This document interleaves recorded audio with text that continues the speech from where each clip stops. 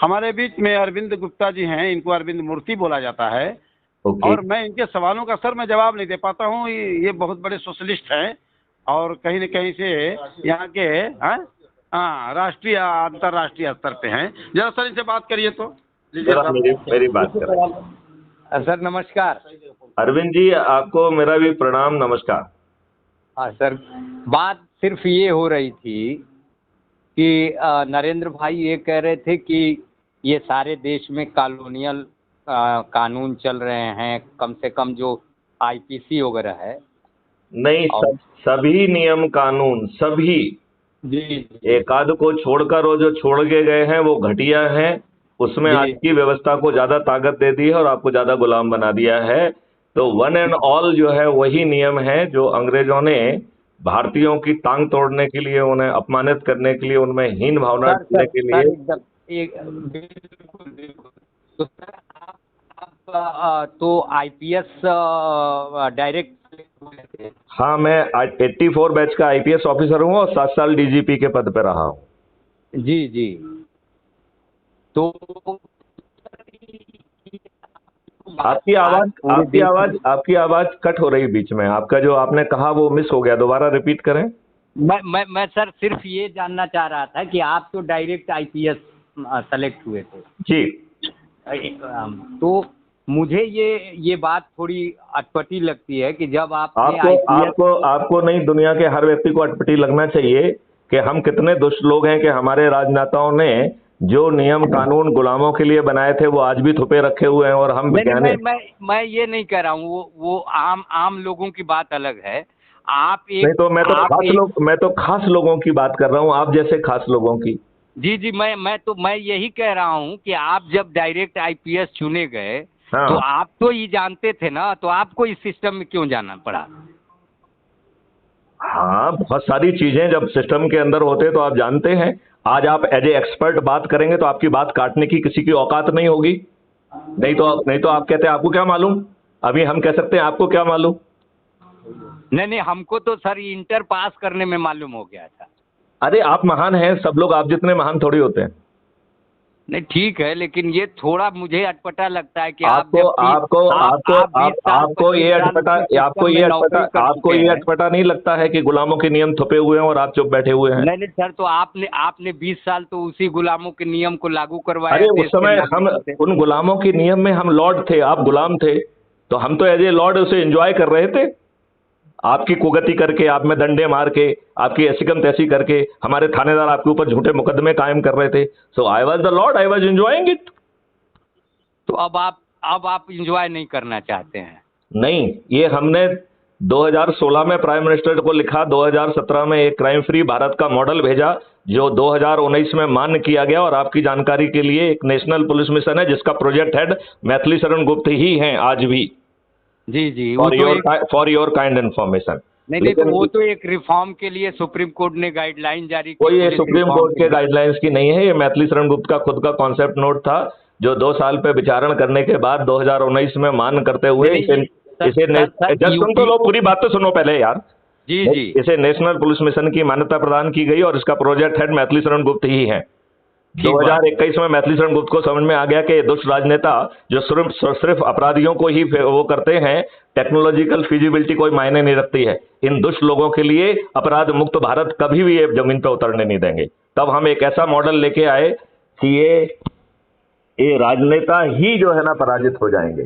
Crime free Bharat के पास अब एक ऐसा मॉडल है कि बिना 5 पैसे खर्च किए 2024 में हम सभी राजनीतिक पार्टियों के सभी राजनेताओं को हराएंगे।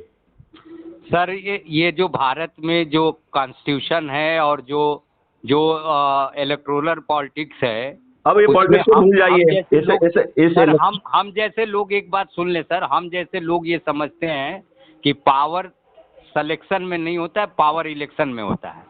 एक अनपढ़ गृह मंत्री भी आपका बन जाएगा तो आपको आईपीएस रहते हुए उसके सामने जी हजूरी करनी। अरे हम सभी देश में जो जितनी भी राजनीतिक पार्टी है इनके सभी राजनेताओं को हराने वाले हैं, तो इनकी औकात क्या होगी हमारे सामने?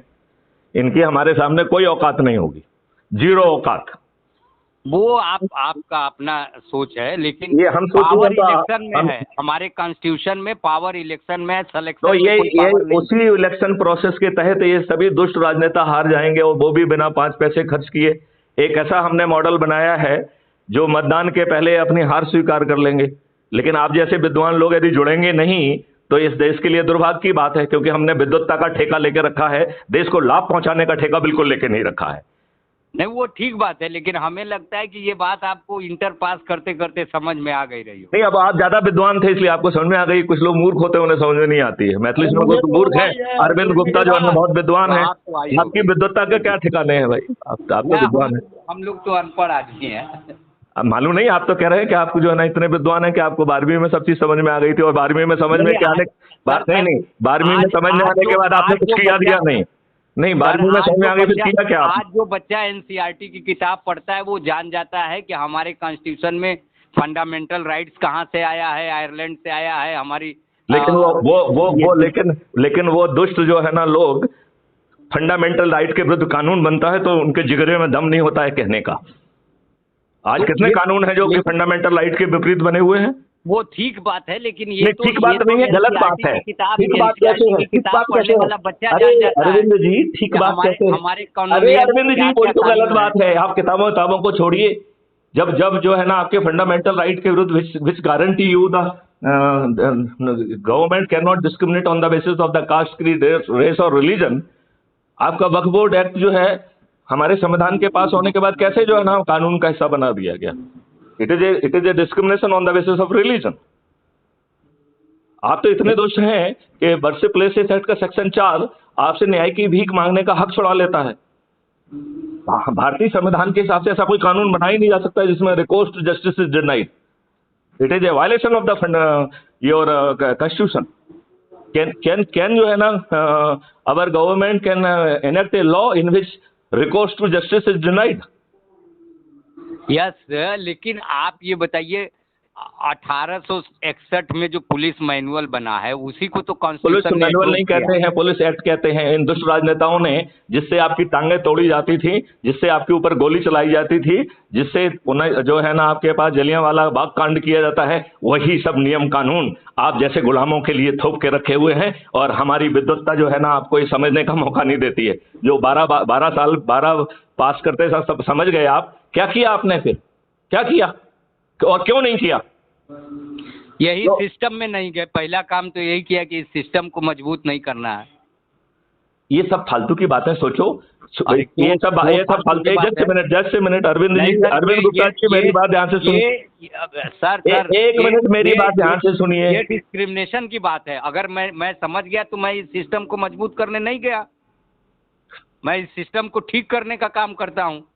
तो आपने क्या ठीक कर लिया बताएं जरा मुझे, 2-4 काम बता दीजिए क्या ठीक? जितना कर सकते हैं वो कर रहे हैं। नहीं, हम तो कह सकते हैं कि आप जो हम पार्ट ऑफ सिस्टम नहीं बने। तो कह रहे हैं कि आप पार्ट ऑफ सिस्टम रह के और आज उस सिस्टम को गाली दे रहे हैं, ये अच्छी बात नहीं है। मैं गाली नहीं दे रहा हूँ। मैंने सिस्टम में रहते हुए कैसे अपराध मुक्त भारत किया जाएगा ये 2017 में कॉन्सेप्ट नोट जो है ना गवर्नमेंट ऑफ इंडिया को भेजकर 2019 में उसे मान्य कराया है। आज ये नेशनल पुलिस मिशन है।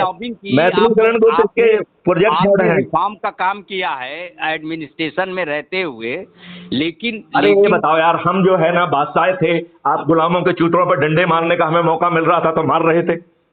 आप लोग जूते खाने के लिए बने हुए हैं और आज भी बने हुए हैं, भाषण झाड़ते हैं, लेकिन जो है ना एक अच्छी व्यवस्था से जुड़ नहीं सकते हैं। यही अकल कहती है आपकी? क्या कहती है आपकी अकल? देखिए आप जो है ना एरोगेंसी में बात कर रहे हैं। हम तो एरोगेंसी में बात करेंगे क्योंकि आपको जब गुलामों के जूते लड़ते लग रहे हैं 75 साल से, आपके जो है ना प्राइम मिनिस्टर माननीय नरेंद्र मोदी जी कह रहे हैं लाल किले के तासीर से कि गुलामी के हर अंश से मुक्ति मिलेगी। मैं माननीय नरेंद्र मोदी जी से पूछता हूं कि उन्हें कॉलोनियल रूल में गुलामी की सड़ांध नहीं आती है?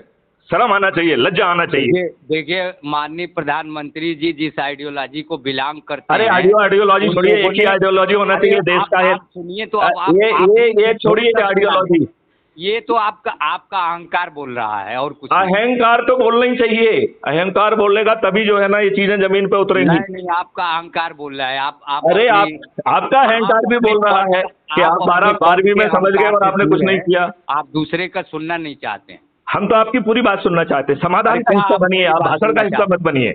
आप 20 साल नौकरी करके 20 साल नहीं 37 साल नौकरी की है, 37 ईयर मैंने, 37 ईयर जूतों। आप जिस 37 साल जिस सिस्टम को मजबूत कर चुके हैं, हमने मजबूत नहीं किया, हमने जनता को मजबूत किया। पेंशन ले रहे हैं। अरे छोड़िए जी, आप समझा रहे हैं कि ये तो सिस्टम आप क्या कहना चाहते हैं कि आप जूते लाते खाने के लिए बने हुए हैं? 37 साल मेरे अधीन जूते लाते खाए हैं, आगे भी जूते लाते खाते रहेंगे। आप क्या कहना चाहते हैं? आप क्या कहना चाहते हैं? आप ये बताइए, आप क्या कहना चाहते हैं कि 37 साल, जस्ट मिनट, 37 साल मैथिली शरण गुप्त के अंदर जूते लाते खाए हैं, आगे भी खाते रहेंगे, यही मेरा भाग्य है, ये कहना चाहते हैं अरविंद गुप्ता जी? आप क्या कहना चाहते हैं? आप बिल्कुल एरोगेंसी में बात कर रहे हैं। हम तो एरोगेंसी में बात कर रहे हैं, हम तो आपसे क्वेश्चन पूछ रहे हैं, हम तो आपसे क्वेश्चन नहीं पूछ रहे हैं। आप क्या जूते डंडे किसी को खिला सकते हैं? अरे आप रोज, अरे कौन कह रहा है खा रहे हैं? रोज डंडे खा रहे हैं लोग, लोगों की रिपोर्ट नहीं लिखी जा, अरे लोगों की रिपोर्ट नहीं लिखी जा रही है, झूठे मुकदमे कायम हो रहे हैं, आप रोज जूते लाते खा रहे हैं। आप तो एक सीख चला ही नहीं सकते हैं डंडे। अरे छोड़िए, आप कौन कहता नहीं चला सकता? आज आप चला के दिखाइए वो डंडे। अरे आज आप रिटायर हो गए ना, आप जरा एक चौराहे पे डंडे चला के दिखाइए। वो विद इन पावर, इस जनता ने जो पावर दी है, आप उस पावर मैं तो आपसे कह रहा हूँ, अभी आप किसी दूसरे व्यक्ति के जूते लाते खाइए। आप बदलने का हिस्सा क्यों नहीं बनना चाहते? क्यों नहीं बनना चाहते हैं? क्यों नहीं बदलना चाहते हैं? वो जनता बदलेगी। आप जनता नहीं बदलेगी, किसी ना किसी को जो है ना, नहीं ऐसे नहीं बदलती है। अरे नहीं ऐसे नहीं बदलती है। किसी को प्राण लेना होगा है ना, वो एम्पावर्ड किया है इस देश की जनता ने। ये देखो, भाषणबाजी बंद करो। मैं आपसे